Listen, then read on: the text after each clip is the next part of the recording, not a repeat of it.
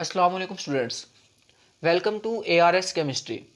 आज हमने 9th class की केमिस्ट्री के चैप्टर नंबर 1 का लेक्चर नंबर 3 पढ़ना है। ठीक है, इसमें हम जो है बेसिक डेफिनेशंस को स्टडी करेंगे। तो सबसे पहले नंबर पे जो हमारे पास बेसिक डेफिनेशन आ रही है वो कौन सी आ रही है? मैटर। अगर हम मैटर की बात करते हैं तो मैटर की डिफाइन क्या बनती है? Anything which have some mass and occupy space is called matter. यानी कि कोई भी ऐसी चीज़ जिसका कुछ ना कुछ मैस हो और वो जगह घेरती हो, ठीक है, वो हमारे पास क्या कहलाती है? मैटर कहलाती है। फॉर एग्जांपल मैं यहाँ पे लेता हूँ वाटर को। ठीक है, अब वाटर जो है ये हमारे पास क्या होता है? इसका मैस भी होता है और ये जगह भी घेर रहा होता है, तो ये हमारे पास किसका हिस्सा है? मैटर का हिस्सा है। इसी तरह अगर हम यहाँ बात करते हैं सैंड की, ठीक है, सैंड भी जो है इसका भी कुछ ना कुछ मैस होता है, जगह घेर रही होती है, ये भी हमारे पास मैटर का क्या है? हिस्सा है। हमारे पास नेक्स्ट एग्जांपल क्या आ जाती है? एयर है, ठीक है, जो हमारे पास हवा है, इसका भी कुछ ना कुछ मैस होता है और ये जगह भी घेर रही होती है, ये भी किसका हिस्सा है? मैटर का हिस्सा है। ठीक है, अगर हम ह्यूमन बॉडी की बात करते हैं, ठीक है, अगर हम अपनी बॉडी की बात करें तो हम भी जो है कुछ ना कुछ जो है हमारा मैस होता है और कुछ ना कुछ स्पेस भी हम ऑक्यूपाई कर रहे होते हैं। ठीक है, यानी कि हम भी मैटर का हिस्सा है। अगर हम मैटर की स्टेट्स की बात करते हैं तो मैटर की 3 स्टेट्स हैं। कौन कौन सी? एक हमारे पास जो है यहाँ पे आ रही है सॉलिड, सबसे पहले नंबर पे, फिर हमारे पास आ रही है लिक्विड और उसके बाद तीसरे नंबर पे आ रही है गैस। इसी तरह एक फोर्थ स्टेट भी है मैटर की, वो हमारे पास क्या है? प्लाज्मा। ठीक है, फोर्थ स्टेट ऑफ मैटर हमारे पास क्या है? प्लाज्मा। यानी कि आपने फोर्थ स्टेट को भी याद रखना है, सॉलिड लिक्विड गैस के साथ साथ फोर्थ स्टेट हमारे पास कौन सी आ रही है? प्लाज्मा। ठीक है, अच्छा, अब मैटर को जो है हम दो टाइप्स में कन्वर्ट करते हैं। ठीक है, एक हमारे पास आ रहा है सब्सटेंस, दूसरा क्या आ रहा है यहाँ पे? मिक्सचर। अब दोनों में क्या फ़र्क है? ये बहुत ही ईजी टर्म है ये वाली। सब्सटेंस हमारे पास क्या है? वो कहते हैं pure form of matter, pure form of matter. यानी कि जो मैटर है इसकी जो प्योर फॉर्म है ये हमारे पास क्या कहलाती है? सब्सटेंस कहलाती है। इसी तरह जो है मिक्सचर क्या होता है? ये हमारे पास क्या है? Impure form of matter. Matter की जो इम्प्योर फॉर्म है वो हमारे पास क्या कहलाती है? मिक्सचर कहलाती है। यानी कि जो खालिस फॉर्म है मैटर की वो हमारे पास सब्सटेंस कहलाएगी और जो इम्प्योर ना खालिस फॉर्म है वो हमारे पास क्या कहलाएगी? मिक्सचर कहलाएगी। मैं इसकी एग्जांपल देता हूँ आपको। जैसे यहाँ पे फॉर एग्जांपल मैं बात करता हूँ यहाँ पे वाटर की, H2O। अब वाटर जो है अपनी खालिस हालत में है, ठीक है, यहाँ पे ये क्या है? यहाँ पे सब्सटेंस है। लेकिन यहाँ पे एक मिसाल है, मैं क्या करता हूँ? किसी साल्ट को जो है मिक्स कर देता हूँ वाटर के अंदर। ठीक है, तो अब ये हमारे पास क्या बन गया? मिक्सचर बन गया। अगर मैं साल्ट को वाटर के अंदर मिक्स कर देता हूँ तो जो वाटर है, पानी है, वो खालिस नहीं रहेगा। ठीक है, तो यानी कि यहाँ पे दो चीज़ें आपस में मिक्स हो रही हैं तो फिर हमारे पास क्या बनेगा? मिक्सचर बनेगा। ठीक है, तो वाटर यहाँ पे प्योर फॉर्म में था तो सब्सटेंस है। ठीक है, साल्ट प्लस वाटर दोनों को मिक्स कर दिया गया है तो यहाँ पे अब ये दोनों जो है वो प्योर फॉर्म में नहीं है। ठीक है, तो इसको हम किसका नाम देंगे? मिक्सचर का नाम देंगे। ठीक है, उम्मीद है ये बहुत आपको समझ आ गया होगा। ठीक है, बहुत ही आसान टर्म है। उसके बाद जो है सब्सटेंस हमारे पास जो है, अगर हम सब्सटेंस की बात करते हैं इसमें जो है पार्टिकल की जो कंपोजिशन होती है वो फिक्स होती है। यानी कि ये क्या, इसमें क्या होता है? फिक्स कंपोजिशन होती है पार्टिकल की। फॉर एग्जांपल जैसे यहाँ पे वाटर है H2O, अब इसमें दो एटम हाइड्रोजन के हैं और एक एटम किसका है? ऑक्सीजन का है। ठीक है, जो रेशो हमारे पास है इसमें ये क्या है? फिक्स है। किसके अंदर? सब्सटेंस के अंदर। लेकिन अगर मिक्सचर की बात करते हैं तो इसमें जो है क्या होता है? Do not have fix composition, fix composition. यानी कि इसमें जो है कंपोजिशन जो है वो फिक्स नहीं होती। ठीक है, जाहिर बात है इसमें दो चीज़ें आपस में मिक्स हो रही होती हैं, ठीक है, और इम्प्योर फॉर्म में नहीं होती, तो यहाँ पे जो हमारे पास कंपोजिशन होगी वो फिक्स नहीं होगी। ठीक है, उसके बाद हमारे पास जो है प्रॉपर्टीज़ की अगर हम बात करते हैं तो प्रॉपर्टीज़ दो तरह की होती है मैटर की।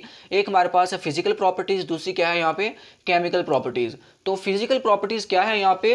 Properties which are associated with physical states of matter. यानी कि वो वाली प्रॉपर्टी जो मैटर की फिजिकल स्टेट्स के साथ एसोसिएट कर रही हो वो हमारे पास क्या कहलाती हैं? फिजिकल प्रॉपर्टीज़ कहलाती हैं। आपको एग्जांपल से बड़े अच्छे से समझ आ जाएगा। फॉर एग्जांपल यहाँ पे हमारे पास अगर हम बात करते हैं वाटर की, ठीक है, एग्जांपल हम वाटर की ही लेंगे। अब वाटर जो है इसका फार्मूला क्या होता है? H2O। इसका फार्मूला क्या होता है? H2O।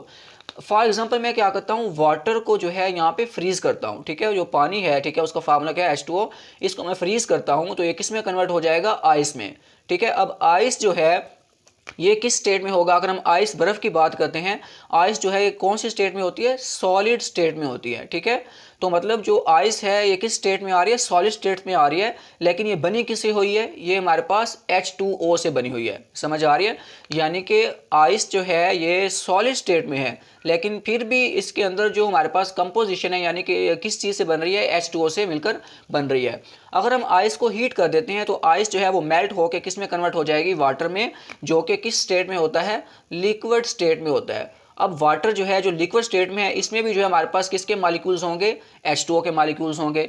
इसी तरह अगर हम क्या कहते हैं, वाटर जो लिक्विड स्टेट में है इसको हम और हीट करते हैं तो ये किस में कन्वर्ट हो जाएगा, स्टीम में। अब स्टीम जो है ये किस फॉर्म में होती है, गैस फॉर्म में, ठीक है। अब स्टीम बेसिकली किसको बोलते हैं, भाप को। समझ आ रही है। अब वाटर की जो भाप प्रोड्यूस हो रही है, ठीक है, इसमें भी हमारे पास किसके मॉलिक्यूल हैं, H2O के मॉलिक्यूल हैं। अगर देखा जाए तो आइस, वाटर और स्टीम तीनों के अंदर जो है हमारे पास जो कंपोजिशन है, मतलब जो मॉलिक्यूल है वो किसके आ रहे हैं, वाटर के। H2O इसमें भी आ रहा है, H2O इसमें भी आ रहा है, इसमें भी H2O आ रहा है। लेकिन अगर हम स्टेट्स की बात करते हैं, आइस में इसकी स्टेट सॉलिड है, वाटर में इसकी स्टेट लिक्विड है, गैस स्टीम में इसकी स्टेट क्या है, गैस है, ठीक है। यानी कि इनकी फिजिकल स्टेट चेंज हो रही है, लेकिन जो केमिकल कंपोजिशन है वो इनकी क्या है, सेम है। इधर भी H2O है, इधर भी H2O है, इधर भी क्या है, यहाँ पे H2 है, तो H2O है। तो मतलब इस तरह की जो हमारे पास प्रॉपर्टीज हैं विच आर रिलेटेड टू या which are associated with physical state of matter are called physical properties, ठीक है। इसी तरह कुछ हमारे पास और भी प्रॉपर्टीज आ रही हैं,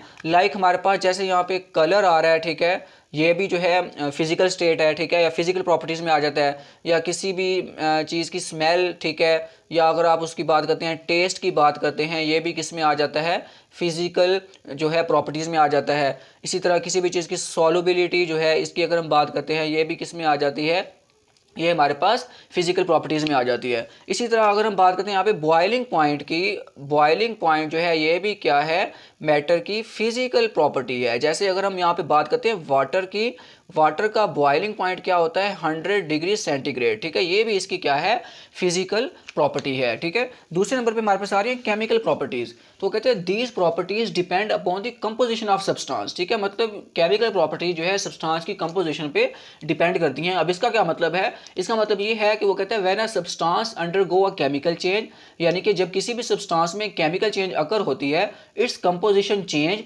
न्यू सब्सटेंस इज फॉर्म्ड। यानी कि जब किसी भी सब्सटेंस की जो है सब्सटेंस के अंदर केमिकल चेंज हो रही होती है तो उसकी कंपोजिशन जो है वो क्या हो जाती है, चेंज हो जाती है, और एक नई चीज़ जो है उसकी फॉर्मेशन हो रही होती है। अब इसकी मिसाल कैसे, फॉर एग्जांपल हमारे पास यहाँ पे आ रहा है वाटर H2O, ठीक है। अगर वो कहते हैं H2O जो है इसकी हम क्या करते हैं, डीकम्पोजिशन करते हैं, H2O की हम क्या करते हैं, डीकम्पोजिशन करते हैं। तो हमारे पास जो है डीकम्पोजिशन के दौरान हमारे पास क्या प्रोड्यूस हो रहा होता है, एक हमारे पास हाइड्रोजन प्रोड्यूस हो रही होती है, और दूसरी हमारे पास यहाँ पे गैस कौन सी प्रोड्यूस हो रही होती है, ऑक्सीजन प्रोड्यूस हो रही होती है।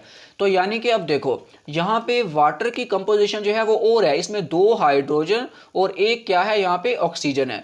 लेकिन जब इसकी हमने डीकम्पोजिशन की है, हमारे पास एक जो है हाइड्रोजन प्रोड्यूस हो रही है जिसमें जस्ट 2 हाइड्रोजन के एटम है, एक हमारे पास ऑक्सीजन गैस प्रोड्यूस हो रही है जिसमें 2 जो है वो ऑक्सीजन के एटम्स है। यानी कि अब देखो ये हमारे पास एक अलग चीज़ है, ये क्या है, यहाँ पे अलग चीज़ है, और जो वाटर है ये बिल्कुल ही अलग चीज़ है, ठीक है। यानी कि इसमें जो है क्या हो रहा है, केमिकल चेंज हो रही है। वाटर जो है यहाँ पे इसमें 2 हाइड्रोजन और एक ऑक्सीजन के एटम मिलकर जो है वाटर का मॉलिक्यूल बना रहे थे, लेकिन यहाँ पे हमारे पास हाइड्रोजन प्रोड्यूस हो रही है, गैस अलहदा, ठीक है, और एक हमारे पास ऑक्सीजन गैस जो है वो क्या हो प्रोड्यूस हो रही है, अलहदा प्रोड्यूस हो रही है। तो ये जो है इसमें क्या हो रहा है, केमिकल चेंज जो है वो क्या हो रहा है, अकर हो रही है।